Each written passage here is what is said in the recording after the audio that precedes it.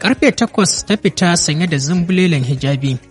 Ƙofar ɗakin Samira ta nufa, ganin ba ta cikin ɗakin yasa ta dawo ta nufi zuwa kicin. Wadda ta leƙa kicin ɗin ma sai ta ga ba ta nan.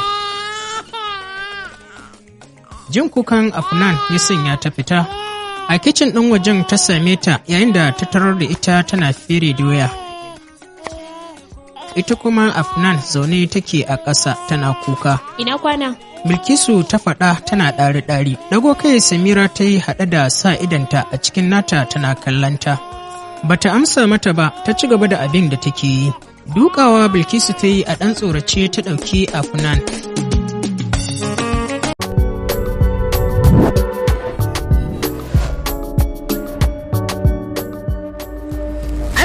Alaikum, barkam da sake kasancewa a wannan channel din namu mai suna Algaita Media TV. Idan kun kasance ku sababbin zuwa ne a wannan tasha tamu, kada ku manta da danna mana subscribe da ƙararrawa domin samun shirye-shiryenmu.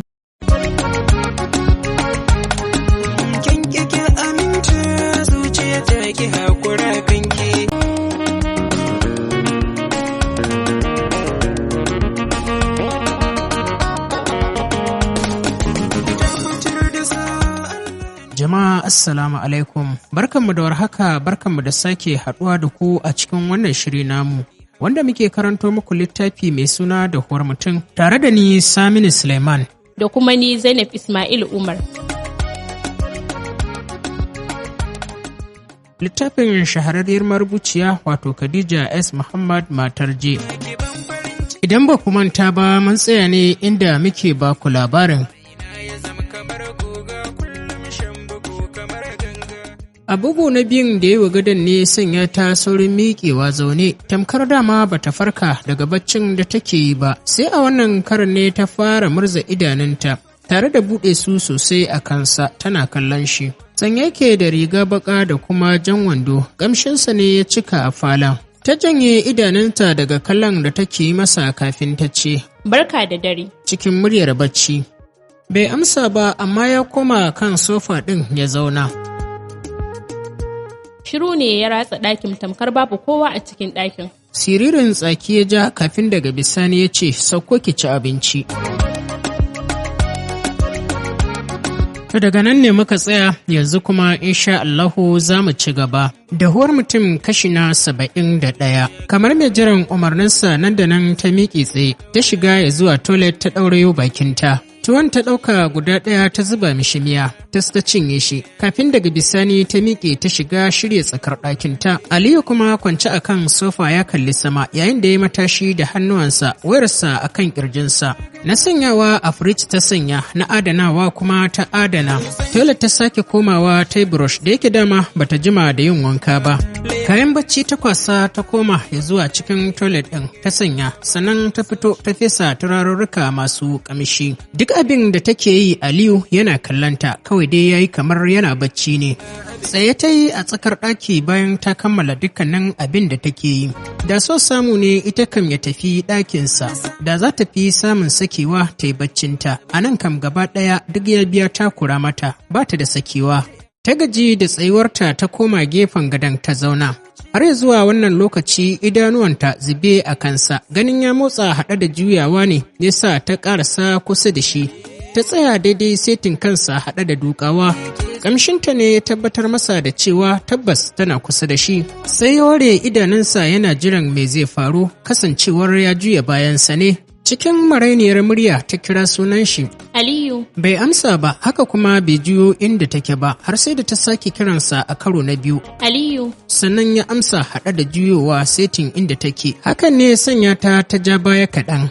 Ganin ya ware idanunsa a kanta sosai yana kallanta ne, ya sanya ta ce, Dama cewa zan yi ka koma saman gadon ka kwanta, ni zan kwanta a nan ina so ne bacci. Kamar a tsorace take maganar, hakan nan take gani, kamar bai dace ba ta kwanta a kan gado, shi yana ƙasa a kwance. Kusan kimanin minti 5 suka shiru babu wanda ya wa kowa magana, kafin daga bisani Aliyu ya yunkura, ya miƙe zaune yana kallanta. Je ki kwanta, idan ina da buƙatar hawa zan hau. Hau ina. Ta faɗa a cikin zuciyarta da sauri. Ina ga sun kwanta ɗaki ɗaya da shi tana jin bambarakwai, bare kuma su kwanta ɗaki ɗaya, gado ɗaya. Jin abin take yi wani iri a cikin zuciyarta. A hankali ta kuma cewa zan kwanta a nan. Idanu ya zuba mata duk ta wani biyu ta natsu tamkar tuwo a kula. Nan da nan ta zama wata salaha kalar tausayi. Murmushi ne marar sauti ya kubuce masa.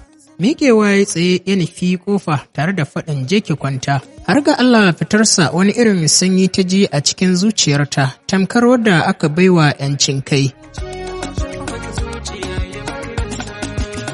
Bayan ta tabbatar da fitar tasa, miƙewa ta yi ta je bakin ƙofa haɗe da dannaki. Fatanta dai Allah ya sa kar ya dawo. Addu'ar ta kuwa ta samu amsuwa. Domin kuwa tun da ya fita bai dawo ɗakin nata ba har sai da ya je sallar asuba ya dawo. A daidai lokacin da ya shigo ɗakin nata, zaune take a kan sallaya tana karatun Alƙur'ani. Kasancewar tun da asuba ɗin ta yi wanka, bayan ta buɗe masa ƙofa ya shigo sosai ta ce masa barka da safiya. Kamar an yi masa dole ya amsa mata. Yawa, barka dai. Ya tsaya ya bi ɗakin da kallo kafin daga bisani ya juya ya fita daga cikin ɗakin. Ita ma miƙewa ta yi ta rufe ƙofar sannan ta dawo kan sallayar ta zauna.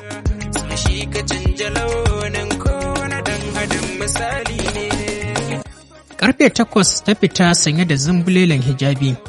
Ƙofar ɗakin Samira ta nufa, ganin ba ta cikin ɗakin yasa ta dawo ta nufi zuwa kicin. Wadda ta leƙa kicin ɗin ma sai ta ga ba ta nan. Jin kukan Afnan ya sanya ta fita. A kicin ɗin wajen ta same ta yayin da ta tarar da ita tana fere doya. Ita kuma Afnan zaune take a ƙasa tana kuka. Ina kwana? Bilkisu ta faɗa tana ɗari-ɗari. Dago kai Samira ta yi haɗe da sa idanta a cikin nata tana kallanta. Bata amsa mata ba, ta ci gaba da abin da take yi. Dukawa Bilkisu ta yi a ɗan tsorace ta ɗauki Afnan. Ga mamakinta, Samira bata ce komai ba har zuwa lokacin da ta ɗauki yarinyar ta fice da ita. Inda aka haifi yarinyar, wannan ce rana ta farko da ta ɗauke ta, sai dai ta hange ta daga nesa. Shigarta ya yi daidai da fitowar Aliyu daga ɗakinta, sai suka tsaya a falon. Cikin ƙasa-ƙasa da kai ta ce, barka da safiya, fatan ka tashi lafiya. Alhamdulillah, ya amsa mata yana kallon Afnan, wacce take nuna alamun ya ɗauke ta. A maimakon Aliyu ya yi hakan, sai kawai ya ficewarsa zuwa waje. Ita kuwa Bilkisu ta wuce zuwa cikin ɗakinta. Sosai ta taƙarƙare wajen yi mata wasa, sai Afnan ɗin ta kasance mata a bar ɗebe kewa, musamman yadda suke ta ƙyalƙyala dariya ita da Afnan ɗin.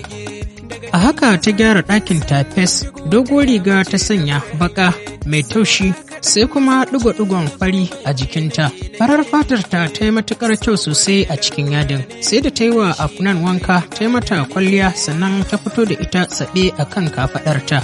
A yanzu dai kan Samira ba ta kicin, dalilin da ya sanya ta tinkari ɗakin ta kai tsaye kenan. Ƙofar ɗakin ta ƙwanƙwasa. Ba jimawa Samira ta buɗe ƙofar ɗakin, sanye take cikin riga da wando masu kyau. Wandon ya fitar da ƙaramin jikinta, haka ma rigar. Babu wanda zai kalle ta ce ta haifi Afnan saboda ƙanƙantar jikin nata. Miƙa mata Afnan ta yi, wadda dama tuni ta miƙa hannu tana buƙatar a ɗauke ta. Afnan ɗin kawai ta karɓa ta koma ɗaki, amma kuma ta yi matuƙar jin daɗin yadda ta ga an yi wa Afnan ɗin wanka haɗe da yi mata kwalliya. Bugu da ƙari bata taɓa tunanin Afnan ɗin za ta zauna har fiye da awa 2 a hannun Bilkisun ba. Duk abin da yake faruwa, Aliyu na tsaye a jikin windo yana kallon su har lokacin da Bilkisun ta koma ɗaki.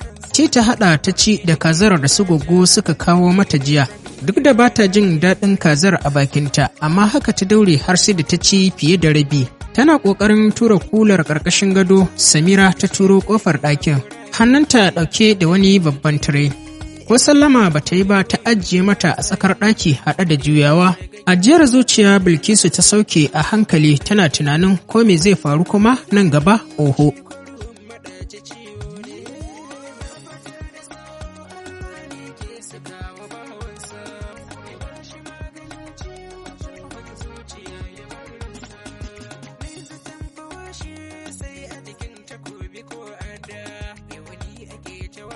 To jama'a duka kuma a nan za mu dakata sai kuma idan Allah ya kai mu mun zago inda za ku ji mu ɗauke da ci gaban wannan labari mai suna dahuwar mutum. Ku ci gaba da kasancewa da tashar Algaita Media tare da sabuwar tashar mu mai suna farin ciki Hausa Nobel.